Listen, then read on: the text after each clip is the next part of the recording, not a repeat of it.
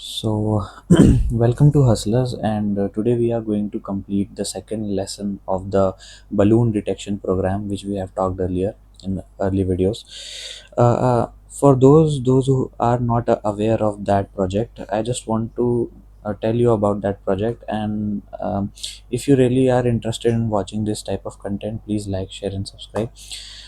You can visit to my previous video, and in that video you will be able to understand what my project is about, and uh, what we are doing in these lessons.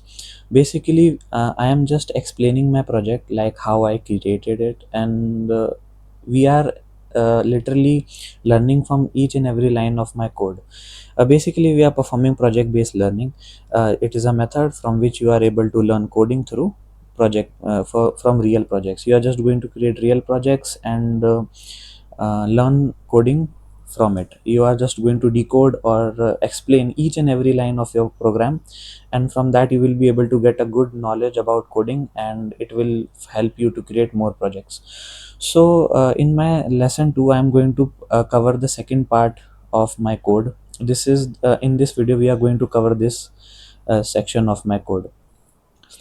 So don't get afraid because of all of this. I will just going to explain everything very easily, and in the end, till end of this video you will be able to understand uh, the camera detection system, creating crosshair in a camera frame. So we are starting from here.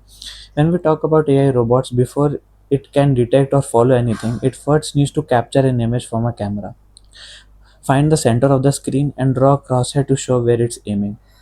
And this part of the code will help you in this step. So basically what we are trying to do over here is that we are literally trying to capture an image from our camera which is connected to the program. When the camera gives a frame and or an image, we are going to detect the center of the screen, and then we are going to create a crosshair over there to basically judge where my program is aiming, where my AI system is going to aim. Great. Basically this is used in everywhere. For example, if you're creating a weapon system, all of these systems in which cameras are used and OpenCV programs are initiated, you have to perform these steps in which you have to detect image from the camera. You have to capture an image into the program, then it will identify the center of the screen and it will draw a crosshair over there. So let's understand this program line by line. First line is ret frame is equal to cap dot read. Now what does this mean? Over here I have written some keywords and explained them. The first word is cap. Cap means a camera object. Basically this is a nickname given to my camera, calling my camera as cap in this program. Read bracket means take one picture or one frame from the camera. Basically, you know that what does a camera do. A camera normally clicks a lot of pictures one time, and all those pictures are sequentially stacked one after another, and when you play them in a very less time, you will able to see a video. So that is the concept of a video. And over here what we are doing is that we are taking one picture from the camera, and we are calling that picture as a frame. The captured image is stored in the variable frame. Okay, we have created a variable name as frame, and we have put that image in that variable. The variable is this frame, this is a variable, and in that variable I have put the image which I have captured from my camera. This line capture one frame, one image from the webcam or any camera which is connected to the system. It's not about webcam. In my program I have connected my phone camera to my program, so it is just going to pick one frame or one image from my camera, and going to work on it. So this line returns two things. Ret stands for return value. It tells whether the camera successfully captured the image or not. Basically it tells you whether whether you are able to capture a frame or an image from the camera or not successfully.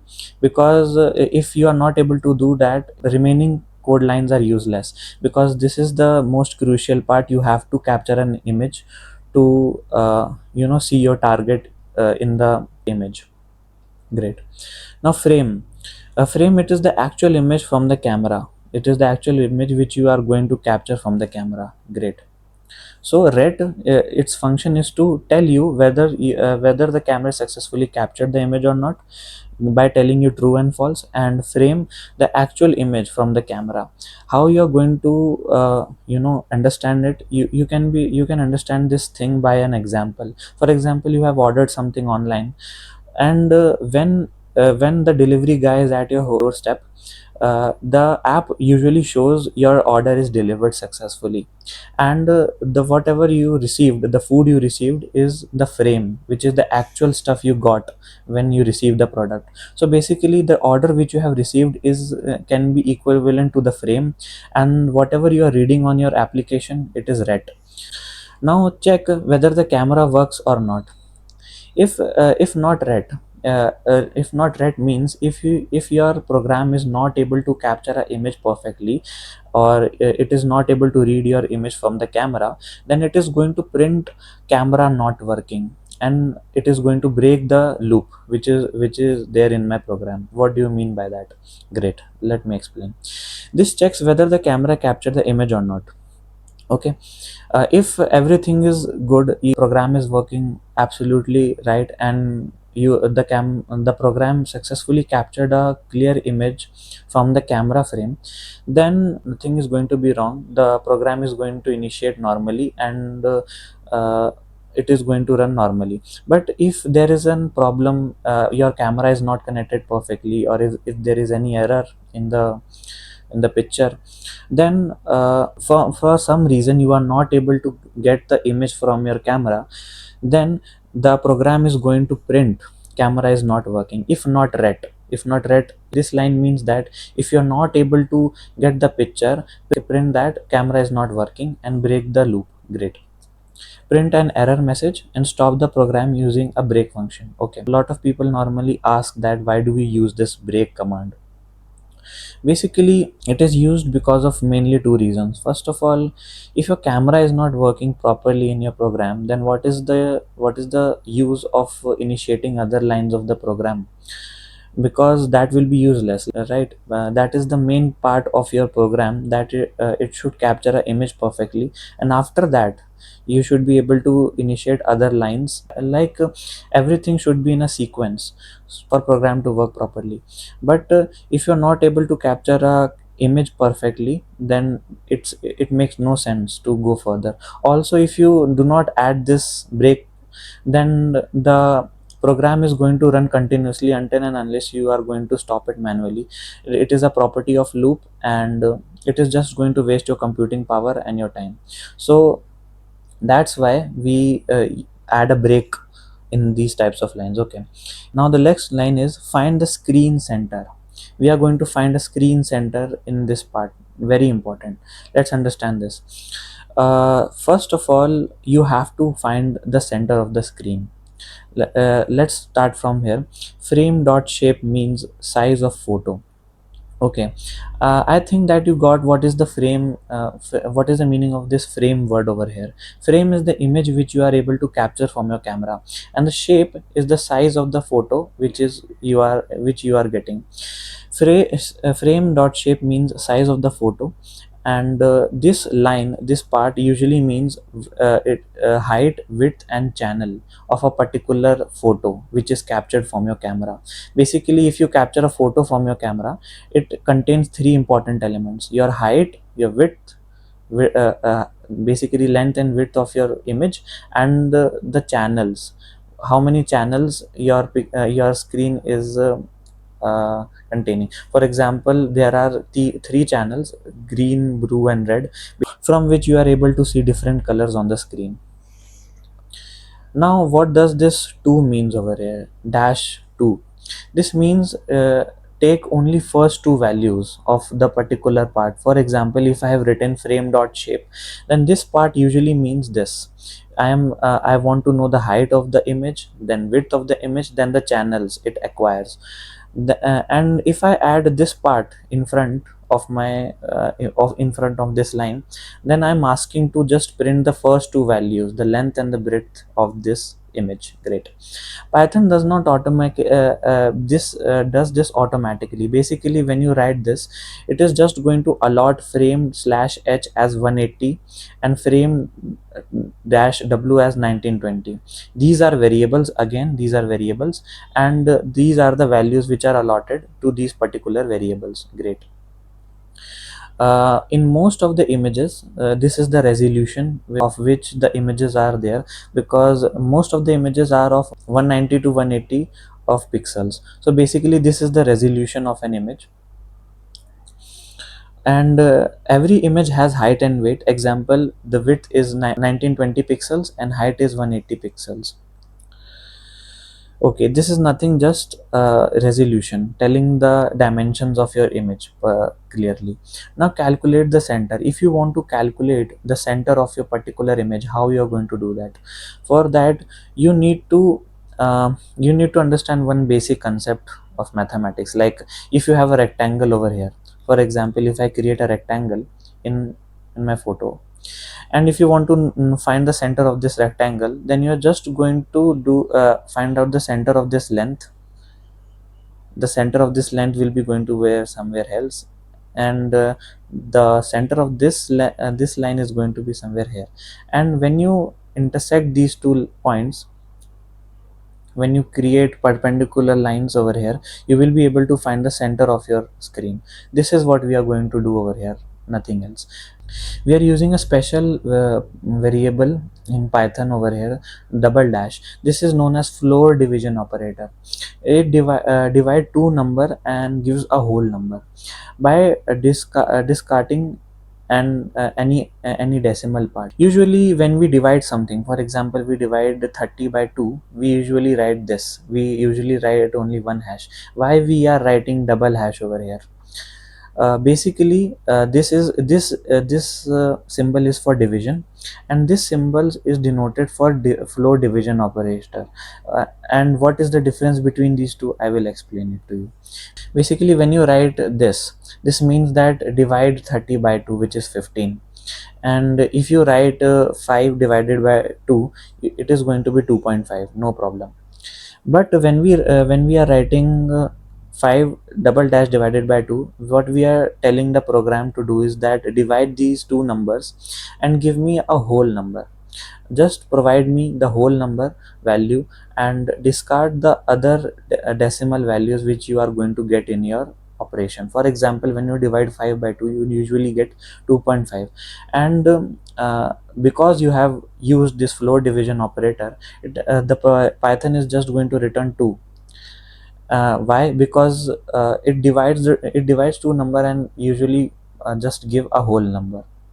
So this is what this particular symbol does, and what is the use of this?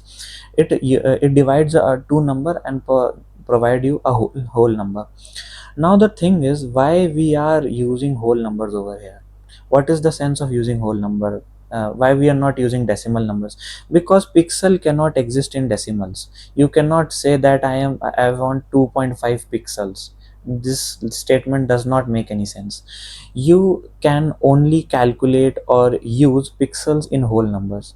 So basically, it is a requirement. You need pixels in whole number. That's why we are using these operator. Great.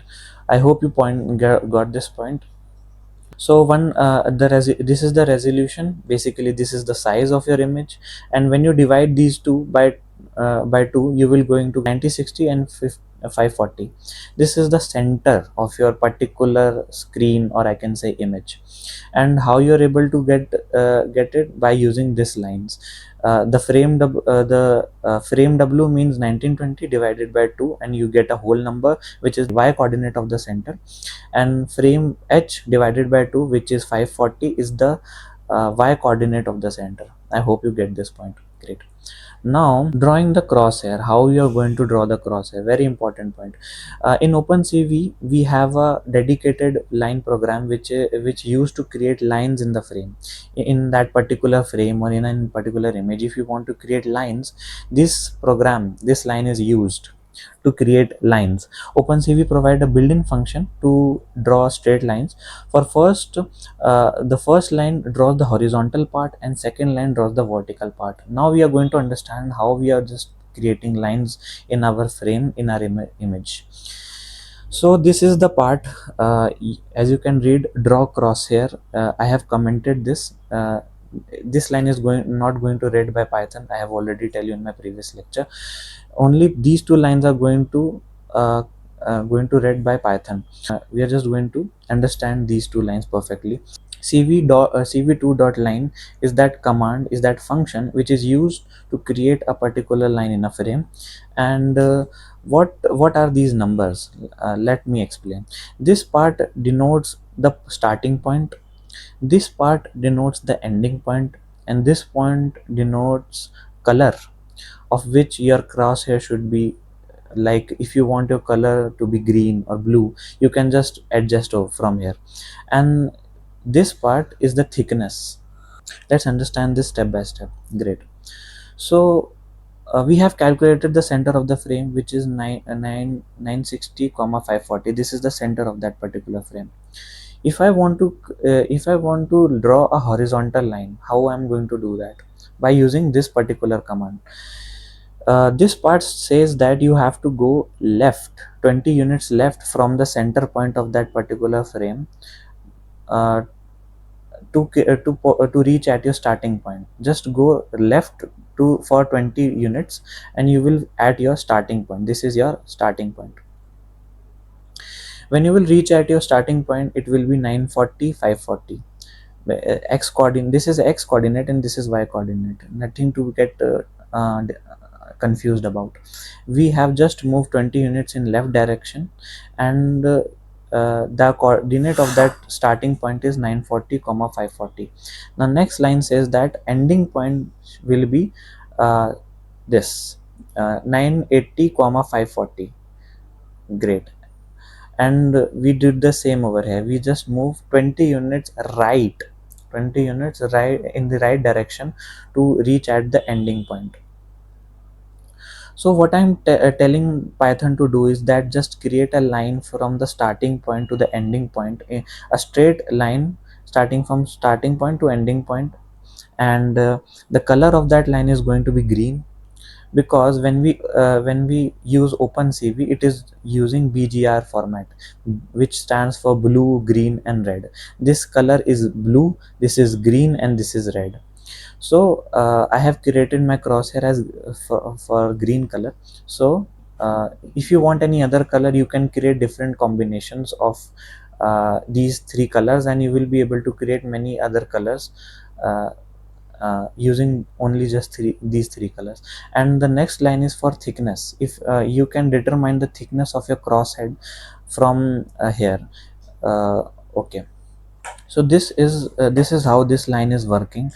This line just creates a horizontal line from starting to ending point, and the same is done vertically in the second line. This line is for for creating a vertical line from starting to ending. So from this part you will be able to create a crosshair easily. Now this was the workflow of the whole program. Capture a new image, check if the camera worked, get the image size, find its center, draw the crosshair and repeat. My program is going to repeat these steps again and again, and this is what a loop is, until and unless I stop this program intentionally. Okay. So this is how this program is working. This happens in many times every second, creating a live video feed. Whenever you are creating a live video feed, this is what happening inside it. So I hope you get how this part of the program is working. So thanks for watching the video.